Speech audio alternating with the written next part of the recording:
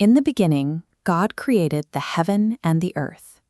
Genesis 1:1 is usually read as a spiritual narrative, but we are now analyzing it as a blueprint of mechanical forces, raw pressure expanding into a dark void.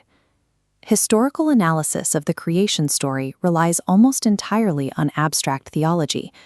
This approach obscures the actual mechanics of the event by treating the text as a series of miracles rather than a sequence of physical reactions. To find those mechanics, we used AI to strip away the religious magic. We instructed the system to treat the scripture as a technical manual for a rigid, literal system of creation. This experiment maps the creation process as a physical journey. It tracks the development of the mind, the body, and the soul as specific, measurable milestones in the formation of matter. We built this map by layering highly specific variables. The AI had to process the verse through the lenses of ancient esotericism, African cosmologies, and the rigid constraints of mathematical geometry. By stacking these overlapping worldviews, the system looks past spiritual metaphor. It attempts to uncover a literal equation for the origins of reality. This requires an immense prompt. The AI has to cross-reference multiple, highly specific ancient worldviews in its context window simultaneously.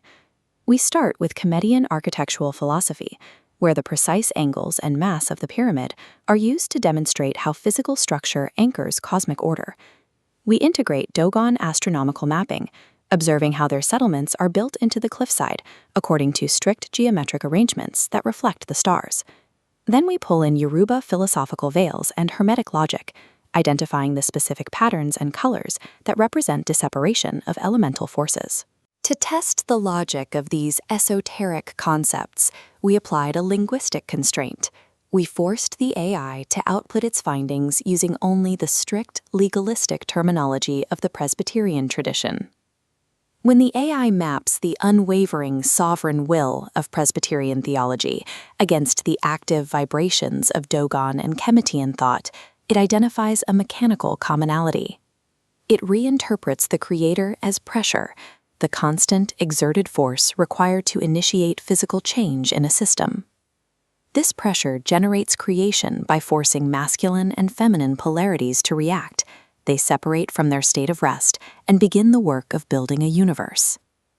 Defining God as pressure transforms Genesis from a story of divine decree into a clean, legible timeline of thermodynamic and structural forces.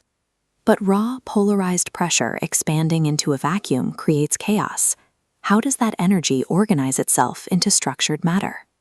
Sacred geometry provides the mathematical rulebook that constrains the expansion of that creative pressure. This is the Vesica Piscis, the first geometric boundary formed when two equal forces overlap perfectly. The structure expands through proportional symmetry, multiplying in a Fibonacci spiral, forming the flower of life.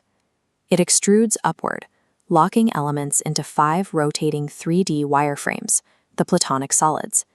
Sacred geometry functions as the structural grid required to contain and manifest the universe, defining the exact proportions matter must follow to remain stable.